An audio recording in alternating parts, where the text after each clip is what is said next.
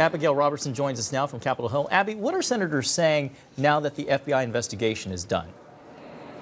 Well, Republicans are saying that the FBI report shows that none of the allegations against Judge Kavanaugh are corroborated, so they're ready to vote.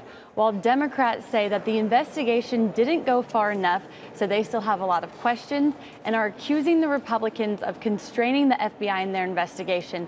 Now, here's some video clips from what both sides are saying. The main thing for me is that you need to go to the FBI and you need to ask them, did they feel like they were able to do their job without interference? And I think the answer is yes.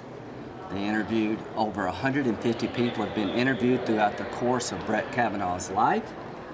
To those who suggest he had a problem like this from prior interviews, no evidence of that. That's all manufactured. The senators who requested the supplemental FBI background check got what they requested, and I am ready to vote. We Democrats had many fears that this would be an all too limited process that would constrain the FBI from getting the facts. Having received a thorough briefing a few minutes ago, our fears have been realized. Now, Republican senators just held a press conference where they told reporters that they did not tell the FBI whom to speak with or who not to speak with, that they let them decide and gave them free rein over who they wanted to talk to. Now, some Democrats have called for this report to be released publicly and have claimed that Republicans might be hiding something by not doing so, but Chairman Chuck Grassley also addressed this allegation and said that Republican senators don't actually have the power to release the report, but added that the White House might be able to. Yeah, Abigail, of those Republican senators who are still kind of on the fence, Flake, Collins, and Murkowski, what are you hearing about them? How might they vote? Well, so far, we know that at one point today, the three of them were actually in the room together reviewing the document, and that Susan Collins has said it appears to be a very thorough investigation, and Senator Flake said that there's no corroboration for Ford's claims in the FBI report. Now, Flake has gone back to the room more than once to take a look at this document, but we don't know for sure yet how any of them will vote, and we're also, we now know that Senator Heitkamp is a no, but we're still waiting to see how Senator Joe Manchin might vote.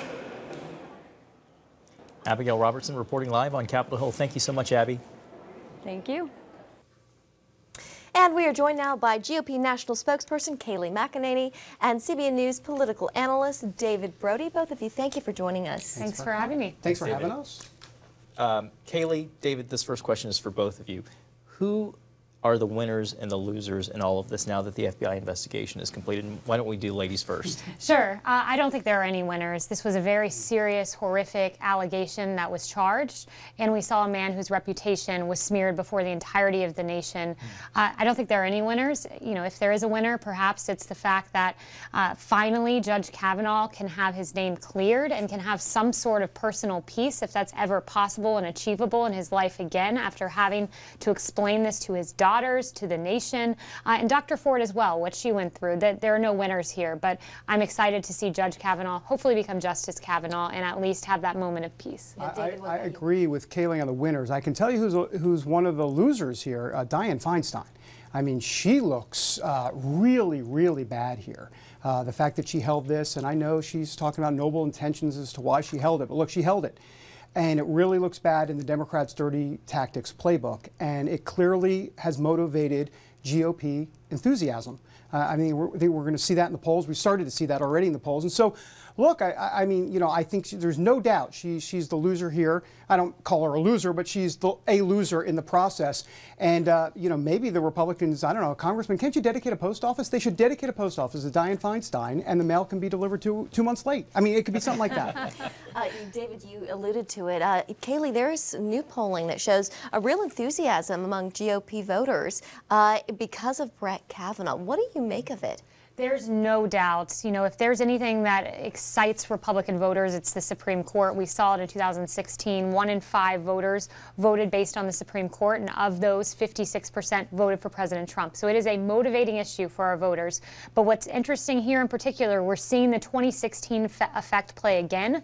A Pew poll showed a a few months ago, 1 month ago, I should say, a 12-point gap, Democrats ahead of Republicans. That has narrowed to just 2 in the wake of the post-Kavanaugh revelations and confirmation process. You know, if Kavanaugh is confirmed, Kayleigh, is there concern that Republicans might shrink back a little bit, might relax and not turn out at the polls in November? I don't think so. And the reason I say that is one of the problems we were seeing in our polling is that our voters were not seeing the stakes of the election as clearly as they saw it in 2016. After 8 years of Obama, they knew the stakes of a liberal presidency, but they had kind of forgotten and sunk into a posture of complacency. And I think that this has woken up our base in a very powerful way that they will not forget. They see that the new standard trying to be put forward is guilty until proven innocent. It's something that I think will stay with them to November.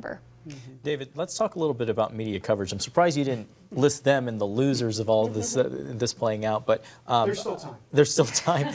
Clearly, Kavanaugh hasn't gotten a fair shake per his supporters by Democrats. But what's the role that the media played in all of this? Well, it's been pretty pathetic. I mean, quite frankly. I mean, this whole this white male outrage that they're now on, and you know, it's funny because the Democrats have talking points, and all of a sudden, oh, look at that! It's in the New York Times, it's in the Washington Post. It's like a big, you know, cauldron of liberalism, all kind of wrapped into one. It's fascinating to see. It's like we always hear about the Gang of 500, and we hear about the latte sipping crowd in the Washington, D.C., New York, Acela corridor. It's all on display here. I mean, it's like they get together and get their talking points together, and they're ready for the day.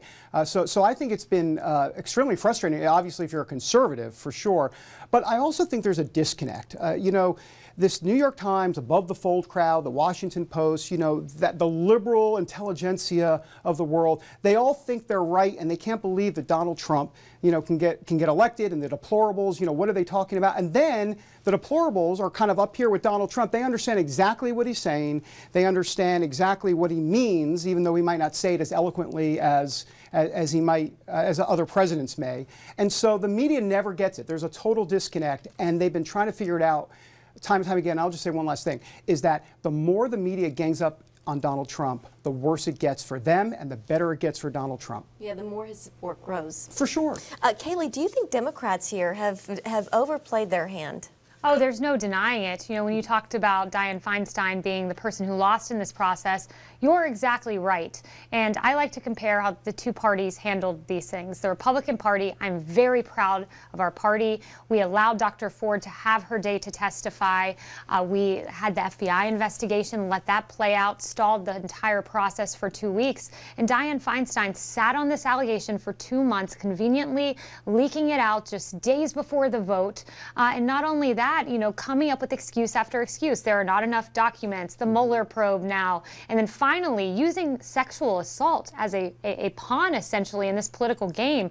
There's no doubt that Democrats lost. It's a serious matter, one that's plagued many women in this country, and it should not be politicized or used for political purposes. Well, and just real quick to piggyback on that, the Democrats miscalculated here. They thought that in the Me Too movement, plus with the Republicans' traditional history of caving under pressure, that they would wilt. They didn't this time. Why? Look, I'm not going to say it's about Donald Trump, but in the Donald Trump era, he has emboldened a lot of folks and given them a little bit more chutzpah, as we used to say growing up in the Jewish faith, to kind of get out there. And I believe that he's given them cover, these GOP senators, to a degree. And plus, Trump is channeling an angry electorate. And so you put the angry electorate with an angry president who's frustrated, and you're going to get more backbone by these Republicans. I don't think the Democrats were counting on that. That's right, and I would also add just the evangelical community in particular and the Catholic community turned out in overwhelming numbers for President Trump. Right. That was because of the Supreme Court. That is because Neil Gorsuch, because they wanted someone in the mold of Neil Gorsuch to take that spot, to take this Scalia's seat, and those same motivating factors for those communities are at play here. So if Democrats didn't learn in 2016 what motivates evangelical and Catholic voters is the Supreme Court, it appears they didn't learn that lesson because it's going to motivate them in 2018. Yeah. Kayleigh McEnany, David Brody, thank you very much. Thank you. Thanks, guys.